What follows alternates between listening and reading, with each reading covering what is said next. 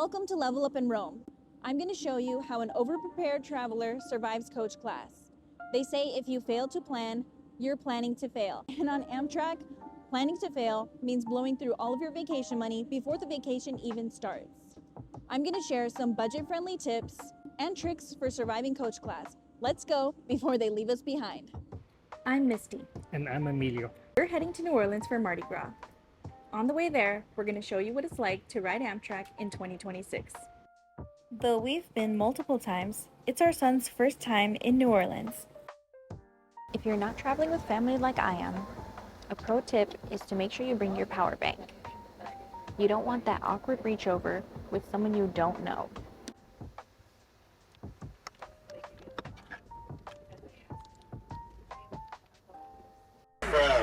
I'm all up in his space. That's pretty awkward. Just a quick tip to make life easier for you. Bring slip-on shoes. You don't want to be lacing up boots every time you have to get out of your seat.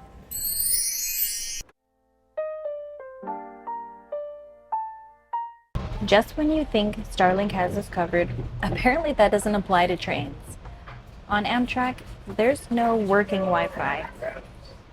If you planned on streaming Netflix for 20 hours, you're already failing the plan. That's where the over-preparedness kicks in. Before I left the house, I downloaded all of my favorite shows and movies from Netflix, as well as YouTube. Just like pre-downloading your favorite shows, planning starts long before boarding the train.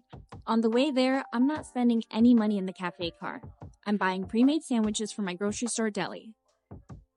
They're cheaper, they taste better, and it's the ultimate way to save that vacation money for the good stuff later. That being said, even though the dining car offers a more restaurant-type feel, keep in mind you'll be dishing out $25 for breakfast or lunch and $45 for dinner. That's per person per meal. Maybe it's just me, but I'd much rather spend that on an authentic meal in New Orleans. Let's get back to the train.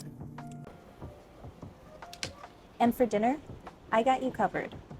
When we pull into El Paso, Texas, have your cash ready. The legendary Burrito Lady is usually waiting on the platform with homemade burritos for only $3. It's the best meal of the trip, and it costs less than a bagel from the cafe car. Her line usually gets long, but don't panic. This stop sometimes takes up to an hour. Make sure you ask your conductor for exact times. Unfortunately, the Burrito Lady was not out today. Maybe it was the rain, or she just decided to take the day off.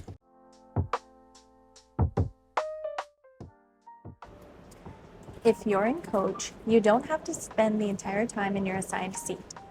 I actually spend the majority of my time in the observation car. It's got the best views in the house, but sometimes if you're on a full train, it might feel impossible to get a seat or a table. But I have a trick for that. Wait for one of the big stops like El Paso or Houston. Since those are really big exchange points, the tables open up and you can snag one. This is El Paso, and the entire train was almost empty.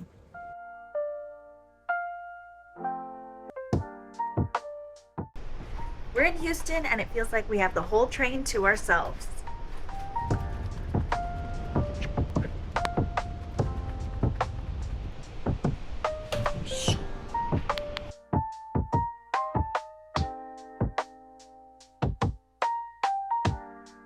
While in the car with the coach seats, you do have to wear headphones. The observation car is a little more lax. You can play games, listen to music, as long as it's not disruptive.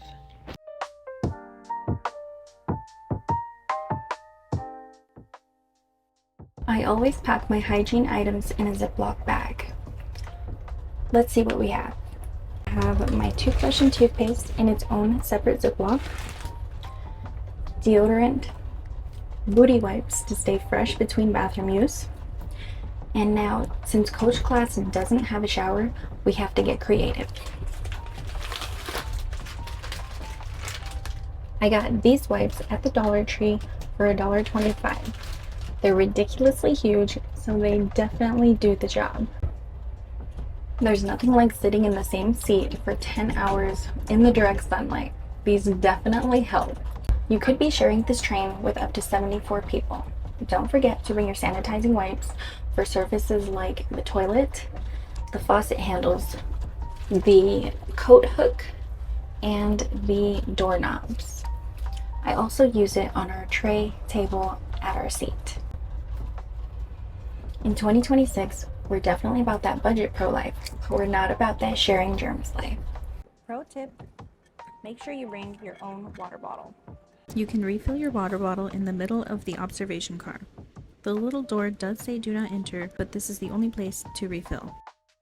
There's also a really small sink on the left where you can quickly wash your hands instead of having to go all the way back to the bathroom. There's also a bathroom downstairs in the cafe car, however, that one's not always available.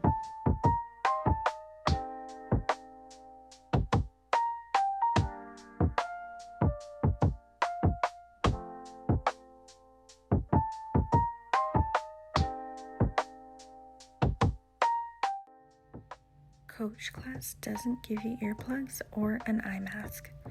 If you want sleep while your neighbor's snacking on chips at 2 a.m., then you better have these in your bag. Noise canceling headphones, an eye mask, and a neck pillow.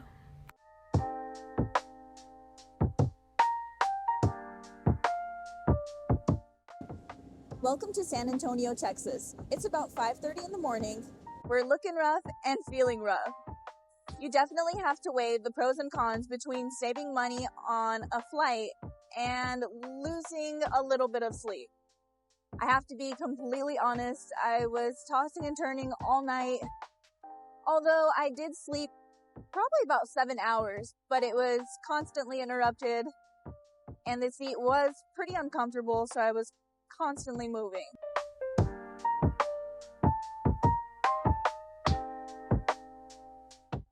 A lot of the trip can depend on the people that you're surrounded with. I was lucky enough that one of the other passengers got a coffee for me. Very thankful to start this morning off right.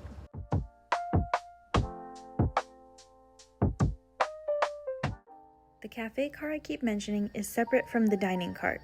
The cafe car offers more quick and ready-made items. I did note that the coffee went up in price since we last rode the train in December. Another budget-friendly pro tip, bring your own instant coffee.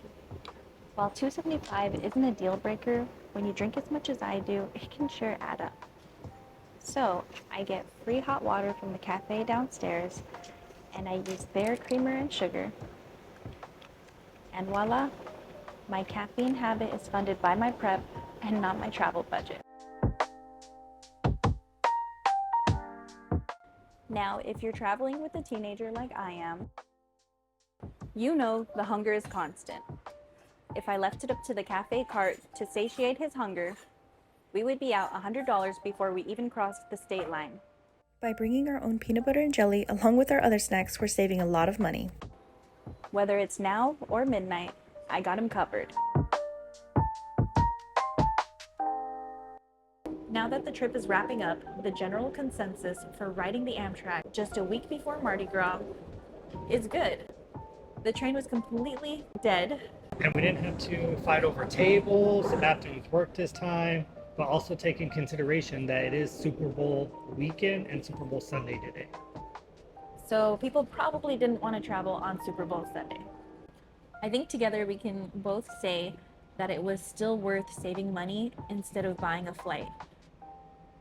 Sleeping was pretty miserable, but still worth it. It was definitely worth the savings. Well, we survived, and we're officially in the Big Easy. Looking back the last 48 hours, I had my instant coffee, my PB&Js, and I was able to stay fresh with my Dollar Tree wipes, although I can't wait to have a real shower. But most importantly, because I didn't spend $45 on train dinners, I have a lot of vacation money ready to spend on some authentic Creole food. Remember, if you fail to plan, you're planning to fail. But with these tips, you should have an amazing trip. If you enjoyed this video, go ahead and give it a like. And if you want to hang out some more, subscribe, because the adventure starts in New Orleans in the next video.